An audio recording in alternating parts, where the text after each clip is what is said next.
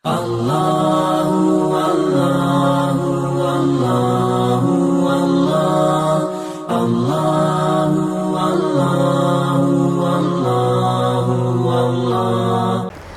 Bismillahirrahmanirrahim. Assalamualaikum warahmatullahi wabarakatuh. Alhamdulillah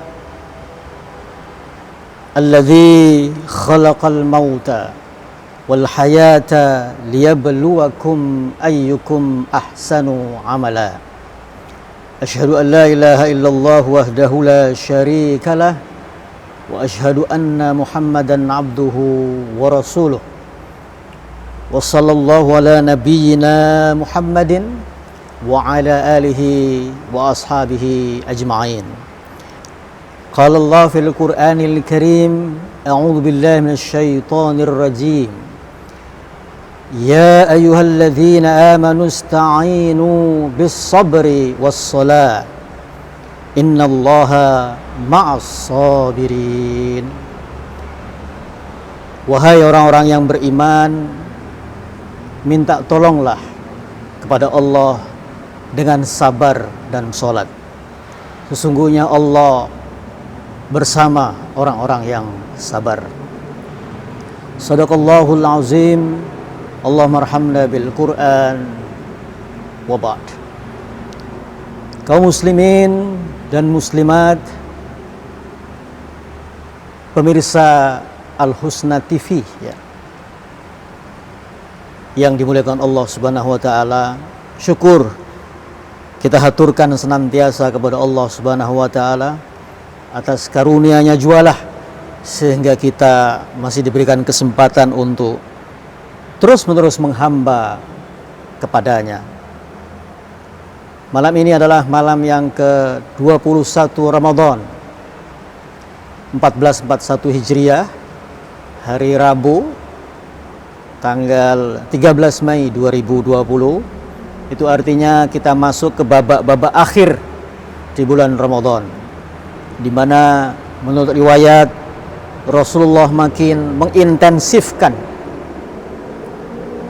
ibadahnya, bahkan disunnahkan untuk mengakhiri 10 hari terakhir Ramadan itu dengan beriktikaf ya, untuk senantiasa selalu memperbaiki hubungan kita kepada Allah Subhanahu wa taala.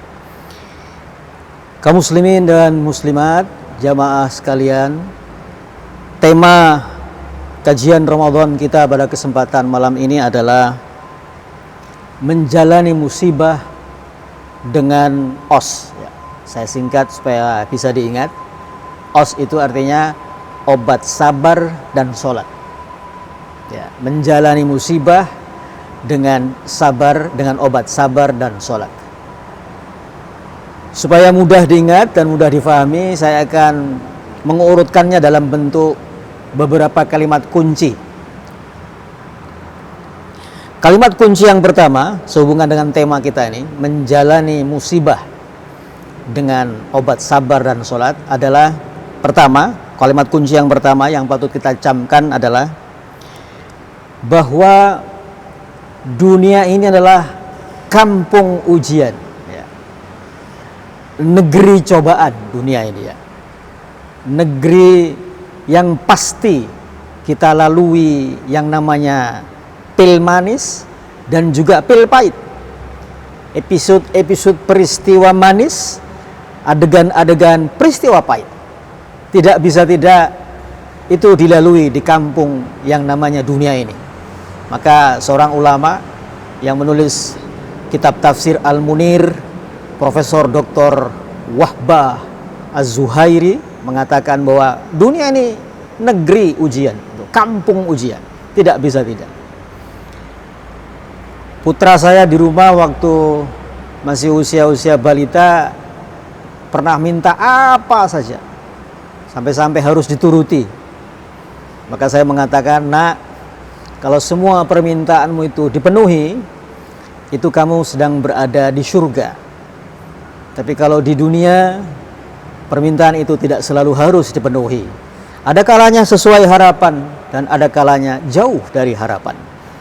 Kalau keinginan-keinginan kita, harapan-harapan kita ingin dikabulkan, nanti kelak di surga Jannatun Naim insyaallah. Sebaliknya kalau ada peristiwa-peristiwa pahit seterus-menerus, itu juga tidak mungkin di dunia. Karena kalau peristiwa itu pahit terus-menerus, artinya itu adalah neraka ya. Selamanya peristiwa pahit yang akan dialami orang-orang atau penghuni neraka itu. Maka dunia ini silih berganti antara yang pahit maupun yang manis. Ini penting untuk kita sadari dan fahami agar kita siap ya. Artinya menurut ungkapan orang-orang barat itu, hope for the best, prepare for the worst katanya ya. Berharap dengan yang terbaik dan bersiap-siap untuk yang paling buruk sekalipun. Dan Allah juga sudah mengingatkan itu jauh-jauh hari ya. Di surah Al-Hadid ayat 22 Allah mengatakan, A'udzubillahi minasyaitonir rajim, ma asaba min musibatin fil ardi wala fi anfusikum min qabli an nabra'aha. Setiap bencana yang menimpa di bumi dan pada dirimu, sesungguhnya sudah Allah kabarkan pada kitab di Lauh Mahfuz. Sudah dikabarkan, sudah tertulis.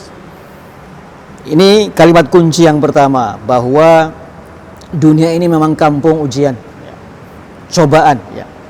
Harus siap menerima peristiwa-peristiwa pahit, sepahit apapun ya. Yang pertama, supaya kita bersiap. Yang kedua, kaum muslimin dan muslimat yang terhormat, kalau kita menerima peristiwa pahit ya, maka panduan yang paling pas untuk menghadapinya maksud saya. Jadi ada sebuah buku judulnya itu Pesan Al-Quran dalam Menghadapi Kesulitan Hidup. Nah, itu. Jadi kalau kita sedang mengalami suasana atmosfer seperti 3 bulan terakhir ini, dan kita tidak tahu kapan berakhirnya, yang pasti akan berakhir. Seperti kata pepatah, tidak ada badai yang tidak berakhir katanya ya.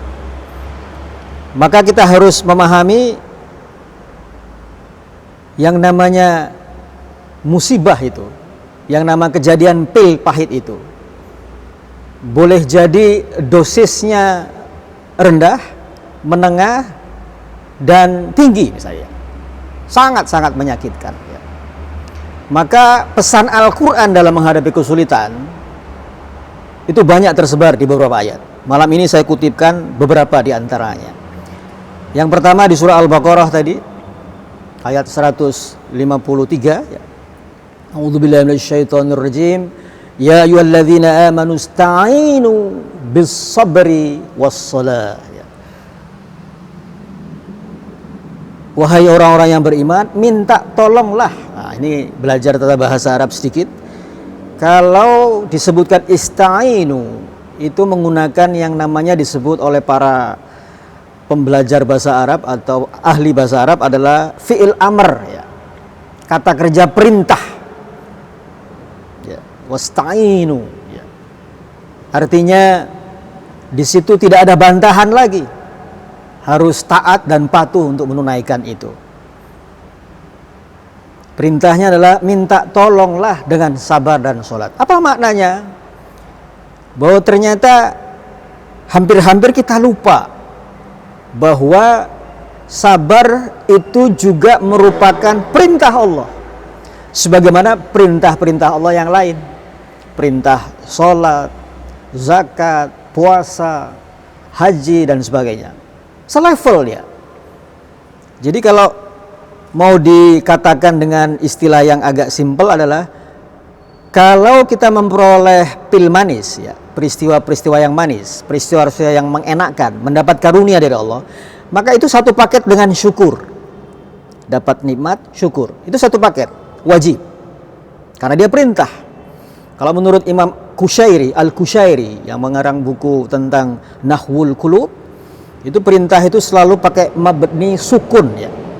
Sukun itu artinya dijazmkan, berhenti, diam, patuh, tidak ada diskusi kalau Allah sudah mau memerintahkan seperti itu.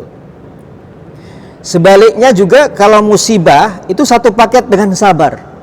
Dapat nikmat, syukur. Dapat musibah, sabar. Satu paket ya. Dan lagi-lagi menurut Profesor Dr. Wahbah tadi di tafsir Al-Munirnya, wajib sabar itu. Maka seorang muslim tidak bisa tidak, begitu mendapat musibah harus ingat dengan pesan Al-Quran yang ini, bahwa paketnya itu satu paket maksudnya.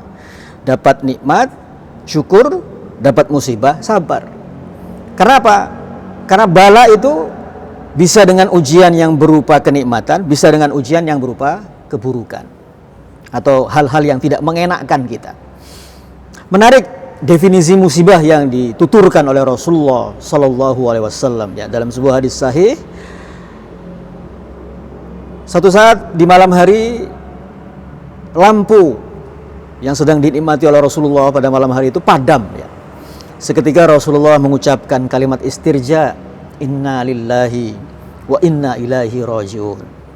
Nah, sebagian umat Islam memahami ini kalau ini diucapkan ketika ada berita duka cita meninggalnya seseorang katanya. Tapi tidak. Padamlah lampu Rasulullah, maka Rasulullah mengatakan inna lillahi wa inna ilaihi rajiun. Sesungguhnya kita adalah milik Allah dan akan kembali jualah kepadanya. Lalu sahabat bertanya, apakah musibah ya Rasulullah? Rasulullah menjawab, musibah itu adalah setiap perkara yang menyulitkan seorang mukmin. Setiap perkara yang membuat terluka perasaannya, baik perasaan maupun fisiknya. Seorang mukmin mengalami hal-hal yang tidak enak, itu musibah. Sampai walaupun hanya berupa mati lampu gitu ya. Misalnya ujung jari tertusuk benda tajam tidak sengaja misalnya, itu sudah musibah. Lidah tanpa sengaja tergigit sendiri ya. Saya pikir di antara kita pasti pernah itu, dan saya pernah. Itu musibah. Jadi tergantung dosisnya, rendah, sedang maupun yang tinggi ya. Kalau disebut apakah musibah yang terbesar? Musibah yang terbesar adalah ketika kita kehilangan Rasulullah Sallallahu Alaihi Wasallam. Ketika itu ya, wafatnya Rasulullah Sallallahu Alaihi Wasallam. Ini definisi musibah. Tapi kalau macam-macamnya, Al-Quran juga menyebutnya bahwa macam-macam musibah itu bisa ketakutan akan mati. Kalau ini konteksnya surah Al-Baqarah 153 sampai 157 itulah pada saat peperangan Badar ya. Takut mati di dalam peperangan, takut kelaparan, takut kehilangan sanak saudara, takut penyakit ya. Seperti sekarang ini ya. Itu bentuk-bentuk daripada ujian atau musibah ya. Ada perumpamaan yang menarik. Ini menyangkut kata kunci yang kedua ya.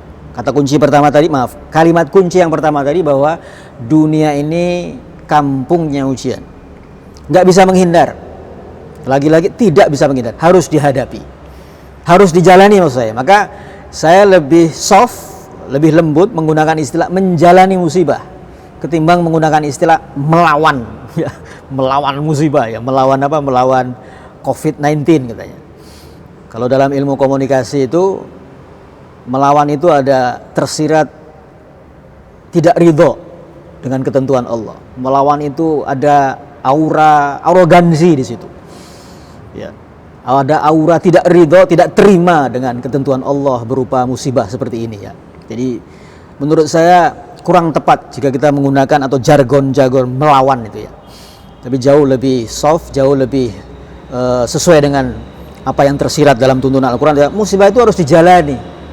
Maka kalimat yang kedua, kaum muslimin, kalimat kunci yang kedua yang patut kita camkan pada kesempatan kajian malam ini adalah bahwa kalau datang musibah, jangan fokus kepada musibahnya, tapi fokuslah kepada responnya ya. Bagaimana menghadapinya, itu penting. Apa buktinya? Apa dasarnya? Kok jangan terlalu banyak fokus kepada musibahnya? Alasan sehari-harinya adalah kalau kita fokus pada musibahnya, maka sedihnya akan berlarut-larut. kita akan meratap berlarut-larut, mengeluh berlarut-larut, dan itu akan bisa mempengaruhi fisik. Betul kata dokter itu, kalau orang stres itu daya imunitas tubuhnya memang melorot. Maka dalam dunia kesehatan dikenal dengan istilah apa? Psikosomatis ya. Penyakit-penyakit fisik yang ditimbulkan oleh suasana kejiwaan, perasaan. Dan sebelum dibuktikan oleh dunia kedokteran atau dunia kesehatan, Al-Quran sudah menyitirnya. Hati-hati dengan suasana kejiwaan. Masih ingat dengan kisah Sul Anbiya, Nabi Yakub alaihissalam ketika sedih bertahun-tahun, kehilangan anaknya tercinta Yusuf alaihissalam yang dicemplungin ke sumur oleh saudara-saudaranya itu kan Nabi Yakub dikisahkan di dalam Al-Quran sampai putih matanya. Dan putih matanya itu artinya buta. Kelak atas mukjizat Allah kepada Nabi Yusuf, kebutaan ayahnya tercinta itu bisa sembuh, bisa melek lagi, karena Nabi Yusuf mengisyaratkan atau meminta saudaranya untuk membawakan gamisnya agar dicium oleh ayahnya itu, sehingga atas izin Allah matanya kembali bisa melihat. Itu bukti bahwa sedih yang berlarut-larut itu bisa membuat buta ya. Dalam bahasa sekarang, suasana tubuh kita ini akan rentan kalau kita stresnya itu berlarut-larut. Maka ada istilah dalam dunia kesehatan juga, kalau orang stres itu biasanya mengalami kerontokan rambut ya. Tapi kalau orang tidak stres bisa menyuburkan rambut. Nah, itu tidak perlu sampo berarti ya. Atau kalau orang stres biasanya kambuhlah penyakit-penyakit kambuhannya. Mahnya kambuh ya. Bukan karena makan yang pedas-pedas atau larangan makan yang menyebabkan mah, tapi karena suasana kejiwaan, suasana pikiran tadi, suasana hatinya tadi. Nah, itu penting. Maka Al-Quran menuntunkan kalau dapat musibah, jangan fokus ke musibahnya, tapi fokus ke responnya. Mengapa? Karena musibah itu satu, tunggal. Maksud saya, musibah itu mufrad ya, singular. Artinya gini, kalaulah ada musibah, misalnya katakanlah kehilangan uang misalnya ya, kehilangan uang. Faktanya memang kehilangan uang, tapi responnya kan bisa bermacam-macam. Ada orang yang kehilangan uang, mulutnya sudah mulai mengeluarkan kata-kata isi kebun binatang misalnya, mendamprat sana sini. Ada orang yang kehilangan uang, tetap senyum-senyum saja. Itu artinya tidak selamanya orang yang ditimpa musibah langsung menderita. Karena ada juga orang yang ditimpa musibah tetap kalem, cool, karena sudah terlatih mungkin ya. Bukti ini tercantum di surah Ar-Ra'du ayat yang ke-12 ya, surah 13 ayat ke-12. Wa huwallazi yurikumul barqa khaufan wa tama'an.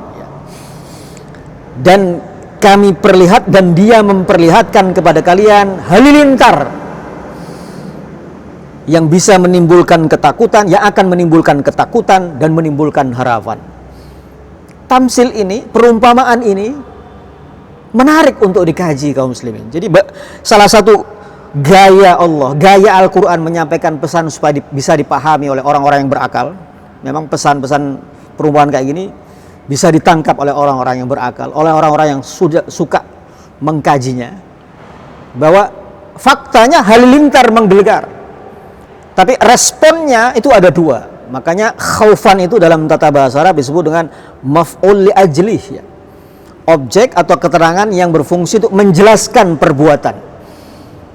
Begitu Allah memperlihatkan halilintar, maksudnya apa? Memperlihatkan halilintar dua, menimbulkan ketakutan. Ya, siapa yang nggak takut kalau ada halilintar menggelegar ya di tengah-tengah mendung tebal gitu.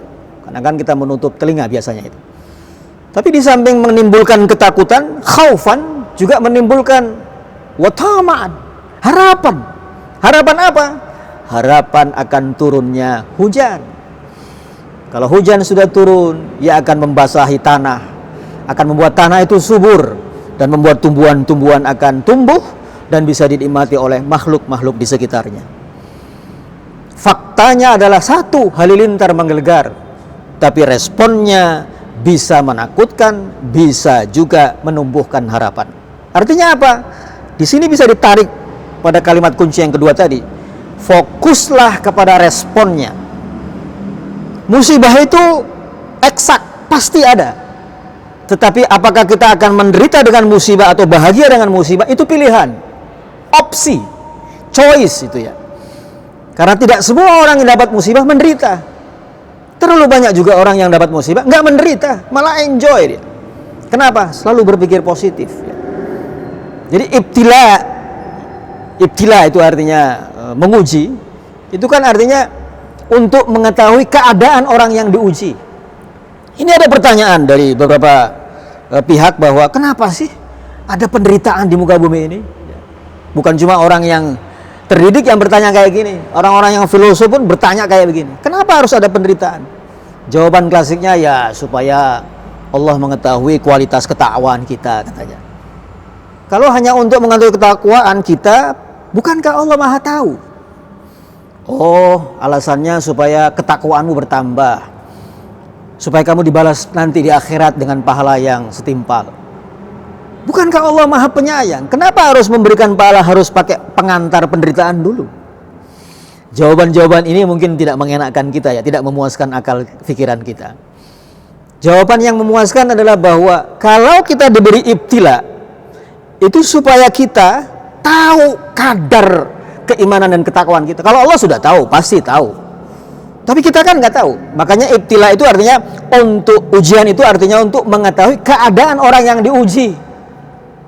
Analoginya rapid test lah ya.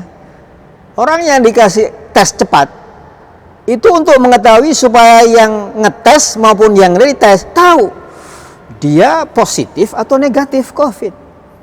Jadi ibtila, tes itu begitu, untuk mengetahui keadaan orang yang diuji. Demikian pula dengan ayat-ayat ujian ya, bahwa Allah itu ingin mengetahui kita. Allah sudah tahu, kita belum tahu kan. Dalam perjalanan hidup kaum muslimin yang terhormat, kadang-kadang kita ini kan teledor ya. Maka kadang-kadang kita perlu dikasih shock terapi. Kadang-kadang dalam kehidupan kita perlu dikasih halilintar sekali untuk menyadarkan, untuk mencerahkan kita punya pemikiran. Ada orang yang bergelimang dosa ya. Begitu dikasih halilintar berupa misalnya sakit yang tidak kunjung sembuh atau kecelakaan misalnya, itu baru dia tersadar dia. Nah, itu halilintar kehidupan. Maka Allah mengatakan boleh jadi musibah itu bisa menumbuhkan ketakutan, tapi jangan lupa dia juga akan menumbuhkan harapan. Kalimat kunci yang ketiga, yang terakhir, ini yang terpenting di antara kalimat kunci pertama dan kedua tadi, sekaligus penutup nanti ya. Obatnya kaum muslimin yang terhormat. Saya singkat tadi, obatnya adalah obatnya sabar dan sholat. Ista'inu bis sabri was sholat. Tidak dikatakan ista'inu bis sabri was saum. Ista'inu bis sabri was zakah. Ista'inu bis sabri wal hajj. Tidak. Tapi ista'inu bis sabri was sholat. Ada dua. Sabru itu artinya keadaan mental agar kita tahan menerima, menjalani musibah tadi. Sementara sholat itu adalah pemutusan hubungan dengan dunia. Dia aktivitas fisik yang paling sering kita lakukan. Maka sholat ini kunci untuk memperoleh ketenangan. Rasulullah berkata, "Ju'ilat qurratu aini fis shalah," kata Rasulullah. Ketenangan tertinggiku itu, kedamaian tertinggiku, kata Rasulullah, kuraih di dalam sholat. Banyak perkara-perkara berat yang dihadapi Rasulullah disambut dengan memperbanyak sholat. Karena sholat bisa memutus hubungan untuk sementara dengan dunia. Makanya jeda itu, Bapak Ibu sekalian, penting di dalam aktivitas sehari-hari.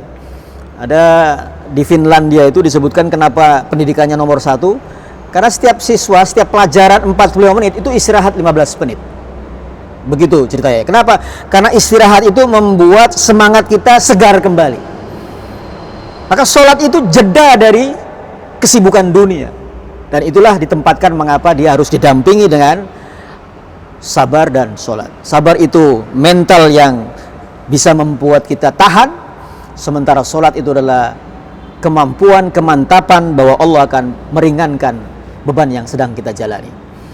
Alhasil kaum muslimin yang berbahagia, maka kesimpulannya bahwa yang pertama, apapun musibah yang kita sedang jalani, kita harus siap untuk menjalani dengan ridha, bahwa itu tidak mungkin Allah mengabaikan upaya-upaya kita di tengah kesabaran dan tengah aktivitas sholat kita. Yang kedua, kesimpulan yang kedua, kaum muslimin yang berbahagia, bahwa ganjaran orang-orang yang sabar dan sholat itu adalah ulaika alaihim shalawatum mir rabbihim wa rahmah wa ulaika humul muhtadun, akan digantikan dengan keadaan yang lebih baik, dan ganjarannya adalah juga surga, akan mendapat rahmat dan akan mendapat hidayah. Hidayah di situ artinya inspirasi, solusi-solusi yang kreatif di tengah-tengah musibah yang kita sedang jalani. Terakhir, ketika Allah mengatakan innallaha ma'as sabirin, itu maknanya 4. Sesungguhnya Allah beserta orang-orang yang sabar. Artinya apa? Allah memperhatikan orang yang sabar. Allah mendukung orang yang sabar. Allah mencukupi kebutuhan orang-orang yang sabar. Dan yang terakhir, Allah akan memenangkan, menjayakan ya, orang-orang yang tetap istiqomah di jalan Allah Subhanahu wa taala, menjalani pil pahit ini ya. Semoga Allah Subhanahu wa taala senantiasa memberikan kita kesabaran, isbiru wasabiru ya, sabar tidak hanya sedikit tapi banyak. Itu juga perintah untuk kita yang selama ini memahami bahwa sabar itu bukan perintah atau bukan sesuatu yang wajib. Sabar itu satu paket dengan musibah, sebagaimana nikmat satu paket dengan syukur, musibah juga satu paket dengan sabar. Kedua-duanya wajib untuk kita jalankan. Demikian yang bisa kita coba haturkan, semoga ada manfaatnya. Kalau benar itu pasti dari Allah. Kalau ada yang khilaf dan menyinggung perasaan, saya mohon maaf yang sebesar-besarnya. Billahi fi sabilil haq. Assalamualaikum warahmatullahi wabarakatuh.